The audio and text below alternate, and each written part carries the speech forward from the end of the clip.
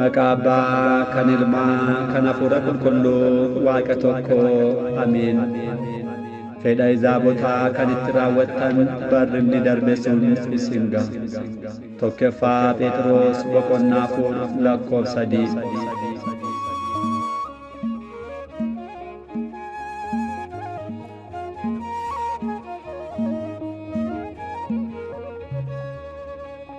Baga baraaraan isin ga'e jechaa fulbaanni bultii tokko hordoftoota amantaa Ortodoksii Tewaahidoodhaaf mana kiristaanaa keenya biratti ayyaana jijjiirraa baraadha.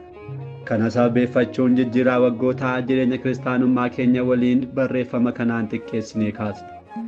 Abbaan barootaa uumaan keenyaaf fayyisaan keenya Yesuus Kiristoos laphee hubatu hunduma keenyaaf nuuf haa kennu.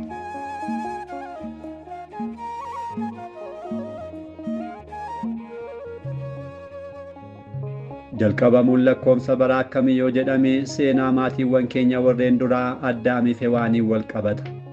Addaamii fi Hewaan sababa cubbuu isaaniidhaaf gannata keessaa ari'amanii gara addunyaa kanaatti yoo darbataman uumaa isaanii duratti gaabbii galanii turan. Abbaa dhiifamaa kan ta'e uumaan keenyas gaabbii isaanii fudhatee kitaaba Qelemenxoos irratti akkuma argannu guyyaa 5 walakkaa booda dhufe akka isaan fayyisuudhaaf waadaa isaaniif gale.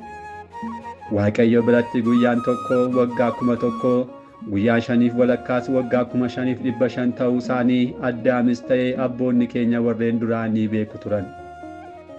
Kanarraa ka'uun qulqulloonni abboonnii fi raajoonni kakuu moofaa waadaa namaadhaaf galame kana abdiin eeggachaa waan turaniidhaaf fayyina isaaniidhaaf dhufaatii gooftaa keenyaaf yeroon hammamii akka fe beeksisuudhaaf baroota lakkaawaa turan. Gooftaan keenyas dhufee abdiin kun erga raawwatamee booda immoo lakkoofsi baraa tajaajilli isaanii guddaan ayyaanonniif tsoomiiwwan waggaa waggaan dhufan maalirra akka oolan beeksisuufidha.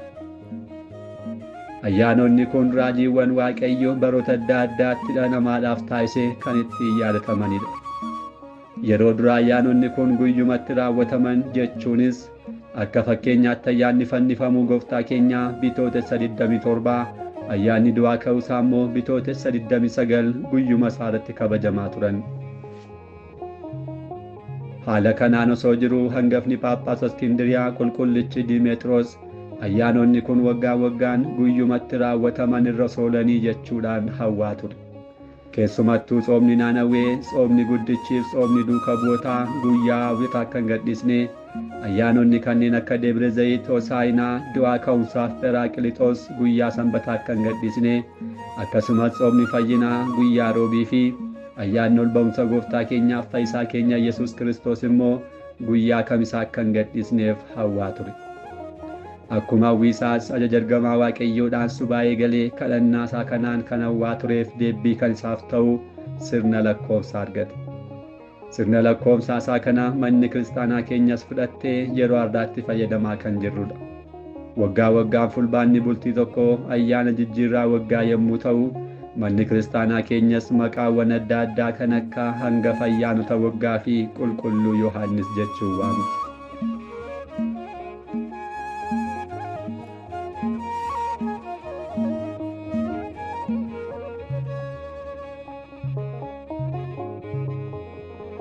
Waa'ee lakkaawwii baraa hanga kana yoo jenne mootichi Daawit arjummaa keetiin waggootanii jijjiirta akkuma jedhee baroota kana kan jijjiiru Waaqayyoodha.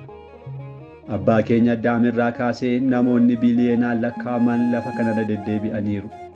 Kitaabni qulqulluun namni barrisaa akka baabootii qilleensi yerootti qilleensa'u ni darba kan jedhe ijoollee Addaam hundumaa irratti hojjechaa ture.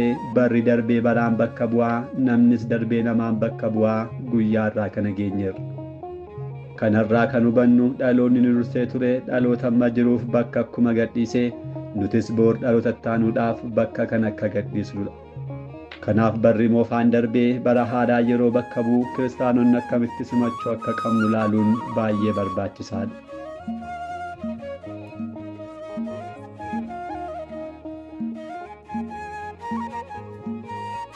Duuka bu'aan gooftaa keenyaaf fayyisaa keenya Yesuus Kiristoos qulqullichi Phexros ergaa isaa kan jalqabaa irratti fedha Izaabotaa kan ittiin raawwattan of gadhiisiin fedhiiwwan foonii, machii, sirbuu, garmalee nyaachuuf dhuguu, xaa'otii waaqessuutiin kan dabastan barri ni darbe sunis hin ga'a jechuun baroota darban akka warreen seera hin qabne seera malee kan itti deddeebine jireenyi cubbuu sun har'a gaabbiin qulqullaa'ee jireenya haaraatti jalqabnu ta'uu akka qabu nuuf barreesseera.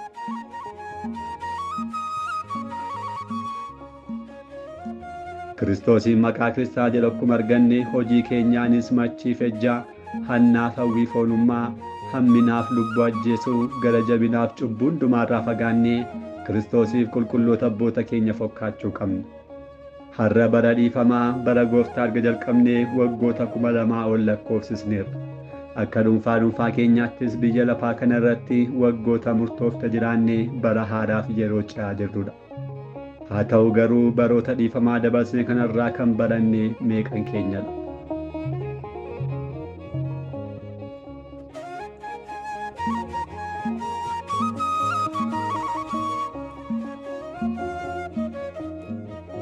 Baroota dabarsinirraa barachuu jechuun bara darbe nu waliin bara haaraa simatanii har'a garuu nu waliin kanneen hin jirre du'a fooniitiin nurraa adda kan ba'an irraa barachuu jechuudha. Gosoota du'aa sadan keessaa inni kun kan nama sodaachisu osoo hin taane kan nama barsiisudha. Obbolaawwanii fi obboleettiiwwan keenya yeroo nu gidduutii waamaman nu warreen gara fuulduraatti waamamnuuf immoo barumsadha. Anis akkuma isaa, anis akkuma ishee boornan du'a jennee amanuu jechuudha. Manni kiristaanaa keenya barumsa gooftaa keenyaa bura taasifachuudhaan yaadannoo qulqullootaa akka taasisnu nu ajajji. Gareewwan xoofoo maqaa qulqullootaan hundeessinee tartiibaan yaadannoo ni taasisna. Ji'a kana obbolaawwan muraasni yaadannoo taasisanii ji'atti aanu immoo obbolaawwan biroo jechaa miseensa hundumaa wal ga'a. Duuti fooniis akkuma kanaadha. Har'a nu gidduutti namni tokko yeroo waamamu boor immoo situ waamamaa qophaa'ii jechuudha. Boor kan waamamnu yoo ta'e addunyaan kun kan qulqulloota abboota keenyaa akkuma hin ta'in kan keenyas hin taatu. Addunyaa kan keenya hin taane waliin fiiguu isheef dhiphachuuf yaadda'urraa daandii gara jireenya keenya saboorii jireenya keenya isa bara baraatti nu geessu daandii gaabbii hordofuuf kutannoon of amansiisuu qabna. Fedha warreen amannee kan itti raawwattan jechuun qulqullichi Phexros kan barreesse fedhiiwwan kun sirbaa, machii, ejjaa, hannaa, sobaa, nama hamachuu, hawwii fooniin kufuu, jibbaa, gosummaa fi cubbuuwwan kanneen biroodha. Cubbuuwwan kun yeroo har'aa baay'olii keenyaaf fira ta'aniiru. Baay'oliin keenya immoo miti cubbuuwwan kana ofirraa fageessuudhaaf yaaduu warreen cubbuuwwan kanarraa fagaachuudhaaf seexana waliin wal waraanan illee wallaaloo boodatti hafummaa jennee maqaa meeqaan isaan waamna. Waggoota darban hundumaa keessatti cubbuuwwan kana hundumaa raawwachuudhaan ofii keenya xuroofnee barichas xuraawaa taasisneerra. Baraaraa kanattis nuti haalaan taanu taanaan baricha ammas akkuma duraa sana ta'uun kan isaaf oolu miti. Kanaaf gaabbiin xurii lubbuu keenyaa miiccachuun dirqama hunduma keenyaati. Diinni keenya seexanni hojiin isaa inni guddaan namni gaabbii akka hin galle taasisuudha. Maaliif yoo jenne namni kun yoo gaabbii galee cubbuurraa qulqullaa'ee ajaja uumaa isaa kabajaa jiraatee ibidda Si'ool jalaa bahee gannata qulqullooftu waan galuuf. Kanaaf gaabbii akka hin galleef yeroo adda addaatti yaadota adda addaadhaan nu waraana.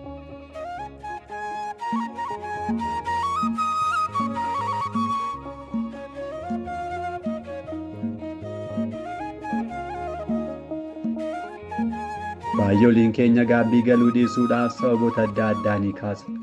Sababoonni kun dhuguma kan keenya osoo hin taane kan seexanni yaadaan ittiin nu qoru ta'anis muraasa isaanii ilaaluun barbaachisaadha. Kan jalqabaa cubbuun hojjedhu namni hunduu kan hojjetu malee ani qofti kan hin hojjedhu miti kanneen jennu ni jirra. Obbolaawwan haala kanaan yaadnu cubbuutti raawwannu namoonni baay'een raawwachaa kan jiran ta'uu yeroo barru dhuunfaatti itti gaafatamuu hin qabnu dhuunfaattis gaabbii galuun hin barbaachisu jechuun yaadna. Haa ta'u garuu cubbuun cubbuu hanga ta'etti kan raawwate hunduu itti gaafatama. Kanaan wal qabatee yeroo tokko tokkos diinni keenya kun yeroo waa'ee gaabbii yaadnu namoota akka laallu abaluun iyyuu gaabbiin galle siin maaltu ariifachiisee turinii qaqqabdaa jechuudhaan yaadaan nu gowwomsa. Cubbuu hojjenneef gaabbuu dhiisnee nama laallee cubbuu akka bishaanii kan daaknu yoo ta'e du'a bara baraatti nu gatuu danda'a. Abboonni keenya baay'een cubbamoota gidduu ta'anii uumaa isaaniidhaaf amanamoo turan fakkeenya nuuf ta'u. Bara Noohi yeroo uumamni hundumtuu uumaa isaarraa fagaatee cubbuun kufee ture, Noohi tokkichi waaqa isaadhaaf amanamaa ture. Guutummaan biyya Misir Xaa'otiidhaaf jilbeenfachaa yoo turettis Yoosef Waaqayyoon kan waaqessu nama qajeelaa ture.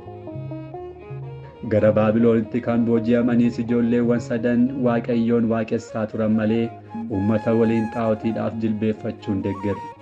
Kiristaanni kamiiyyuu jireenya kiristaanummaa isaan warreen kaan jijjiiruu yoo dadhabillee biyya lafaaf warreen biyya lafaa fokkaachuu fi isaanitti dabalamurraa cimsee of eeguu qaba.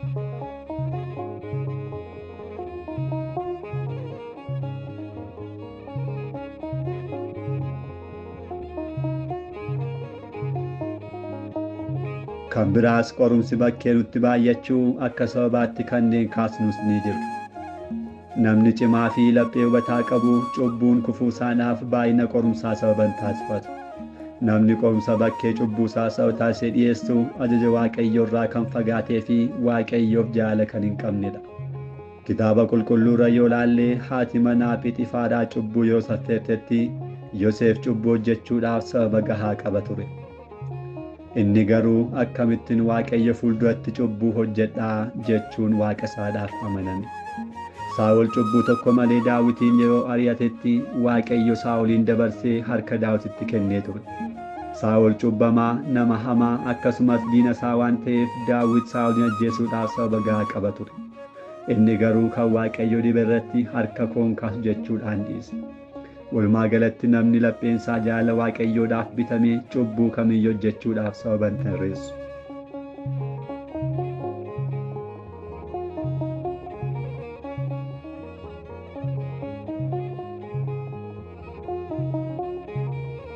Kan biraas ani dadhabaadhaa ajajoonni Waaqayyoo immoo cimoof rakkisoodhaa maal godhu kan jennus ni jiru.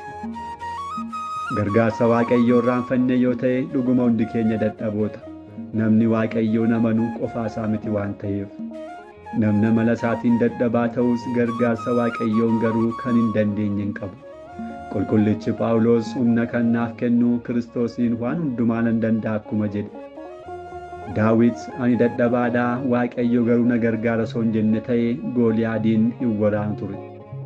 Amalummaan dadhabummaa isaa hojii ajaja Waaqayyoodhaa fi hoogganummaa Hafuura Qulqulluutiin raawwatamuu hambisuu hin dandeenye. Akkas jechuun Daawit Saa'olin dabalatee hooggantoota waraanaaf Gooliyaadiin sodaatee waan tureef ani nama xiqqoo fi dadhabaadhaa jechuuf sababa gahaa qaba ture. Daawit garuu akkas osoo hin jedhiin amantii guutuudhaan mo'achuu danda'e.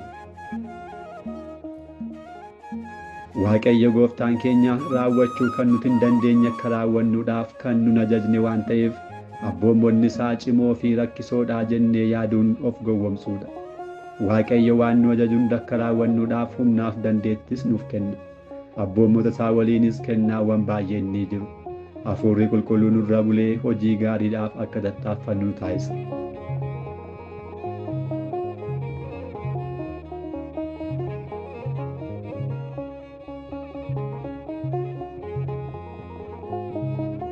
Kanaaf gaabbii galuu fi jireenya kiristaanummaan deddeebi'uudhaaf sababa dhiyeessuun faayidaa hin qabu. Dhugumaa akka duuka buutichi jedhee baroota darban sana seeraaf abboommii Waaqayyoo irraa fagaannee fedha warreen amanii raawwachaa kan turre baraaraa kanatti immoo gaabbii gallee laphee fi sammuu haaraan jireenya haaraa uumaa keenya waliin jalqabuu qabna. Nama haaraa ta'uun cubbuuwwan bara darban irraa fagaatanii iddoo isaanii firiiwwan hafuuraa oomishuudha. Firiiwwan hafuuraa kunis qulqullichi Phaawulos ergaa isaa gara Galaatiyaatti ergatti kan tarreessee jaalala, gammachuu, nageenya, obsa, arjummaa, gaarummaa, amantii fi mataa ofii bituudha. Gaabbiin boodas jaalala Waaqayyo irraa akka hin dambaaneef addunyaa tuuffanneef cubbuu keenya jibbinetti akka hin deebineef of eeggachuun barbaachisaadha. Cubbuu akka jibbinuuf jabaannee kadhachuu fi amma nama taanetti deebinee kufuu waan dandeenyuuf abbaa gaabbii keenya yeroo yerootti argannee mari'achuu qabna.